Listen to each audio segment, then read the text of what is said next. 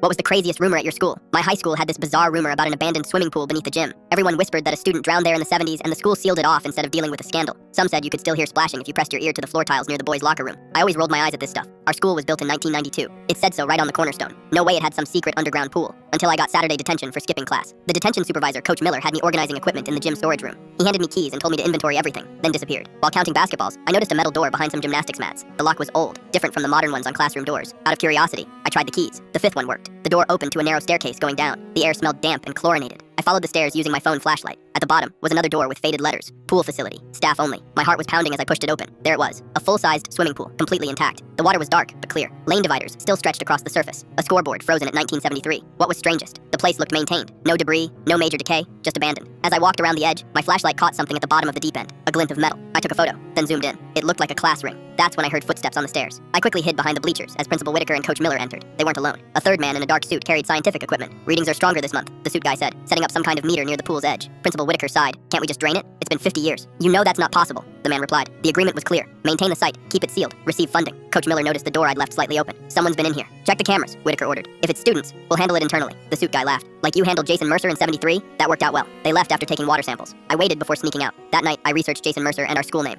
Nothing came up. Our online archives only went back to 1993. I texted my friend Ellie about what I'd found. She didn't believe me, so I sent her the pool photo. She called immediately. Delete that. My dad worked construction here. He said workers quit because of what they found during renovation. The school paid everyone to stay quiet. The next morning, my phone was wiped clean. Factory reset. All my photos, messages, everything gone. Principal Whitaker announced a mandatory assembly about respecting restricted areas. Coach Miller pulled me aside. Detention today. Same time, different task. After school, I found a note in my locker. The water takes what it wants. Don't be next. I skipped detention and went to the public library. Their archives had nothing about Jason Mercer or any drowning at my school. But I did find something strange. According to records, our school property was purchased from Mercer Pharmaceuticals in 1991. As I was leaving, an elderly librarian touched my arm. You're from the high school, aren't you? Looking up a pool incident? She glanced around, then whispered, they didn't drown him. That boy was pushed. I was there, but it wasn't water in that pool. Before she could say more, her supervisor called her away. That night, someone broke into my house. My parents' office was ransacked. The next day, I was called to the counselor's office. A woman I'd never seen before introduced herself as Dr. Mercer from the school district. I understand you've been asking questions, she said, sliding a folder across the desk. We have a special internship for curious students like you. Full scholarship included. Inside was an acceptance letter to Mercer Institute of Science. What happened to Jason Mercer? I asked. Her smile never wavered.